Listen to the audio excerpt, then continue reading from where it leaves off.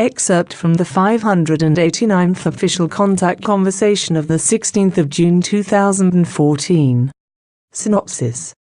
Ptaah explains the link between overpopulation and climate change, the specifics of the Earth humans' exclusivity to hold a conveyor of responsibility in every possible regard, and how we've basically alienated ourselves to normal, good, reasonable actions including the caring for our world and one another. Why our world is in such a deplorable mess at every possible level.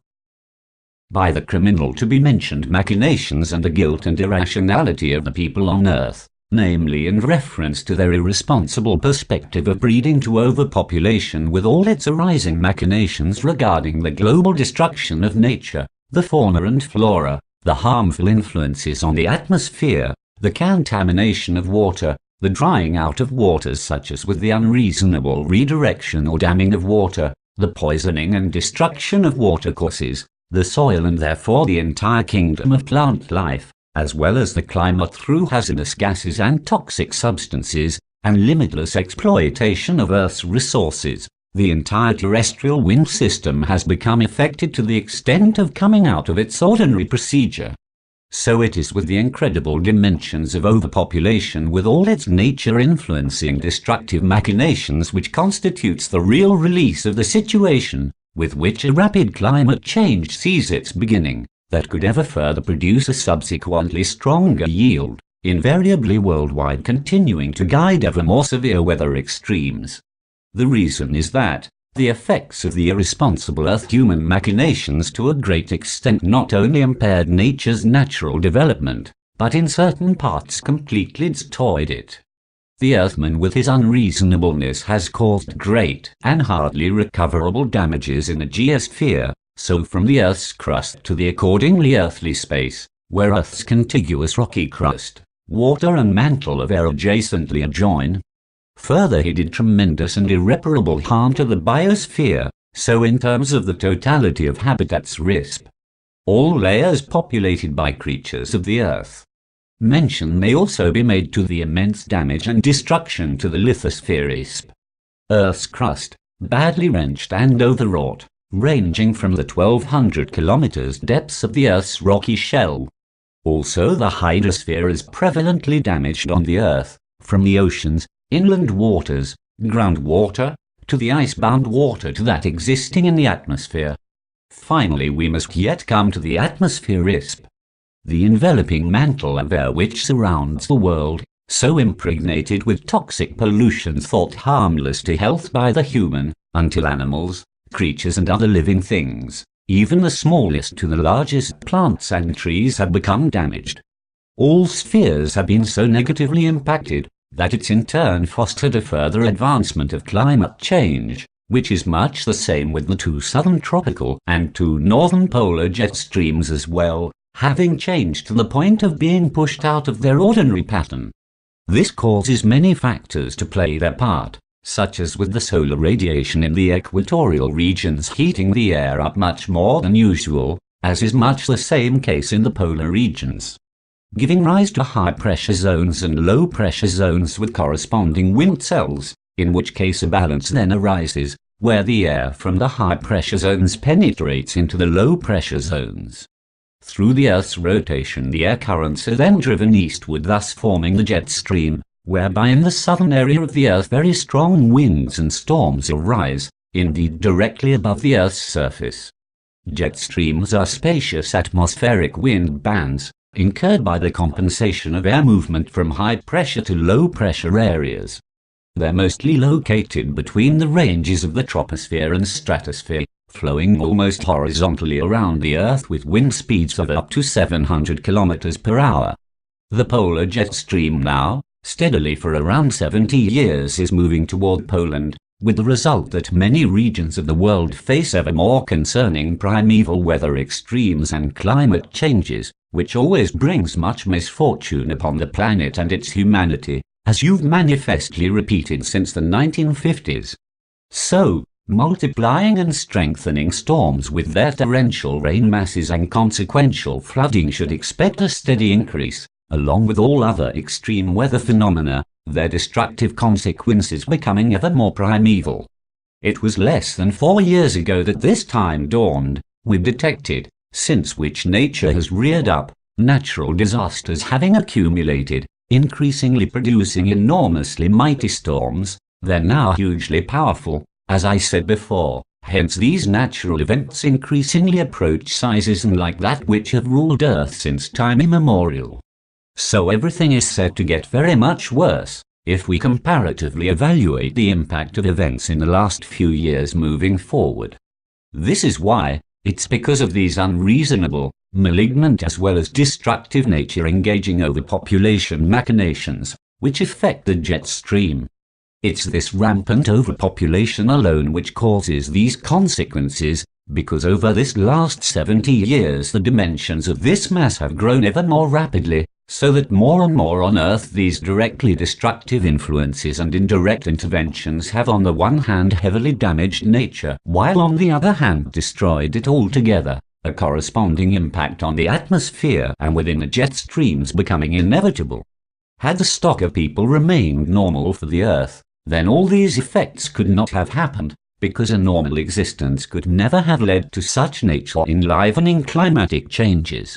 It means the jet stream would not have been so altered in its function that it now works across the globe in such a way that tremendous natural disasters appear, that in turn countless people meet their death or are ruined, all their human achievements being destroyed.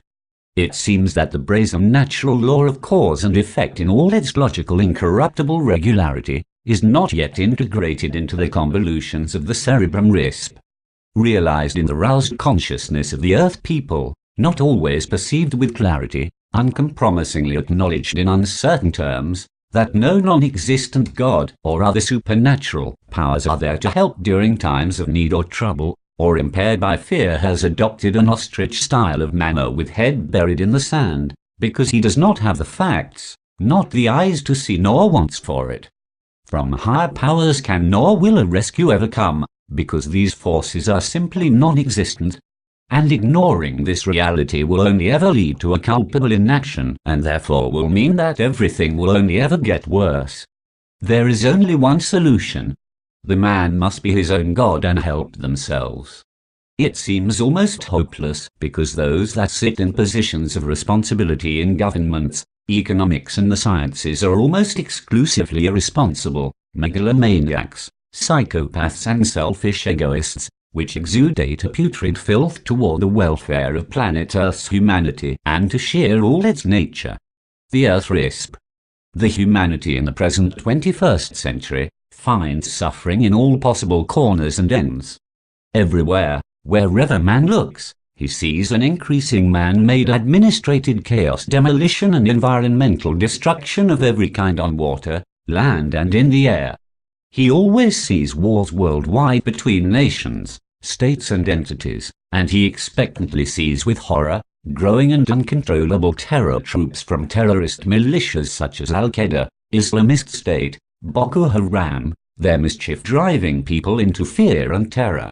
The Earth person experiences and suffers from new diseases, while many people are overwhelmed, their old age not befalling them due to since believed extinct epidemics.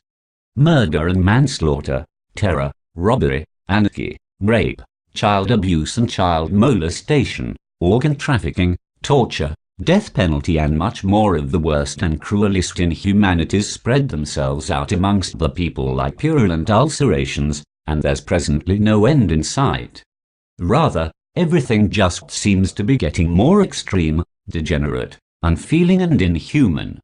Man threatens a transformation into a beast, to convert to this monstrous caricature of an inhumanity.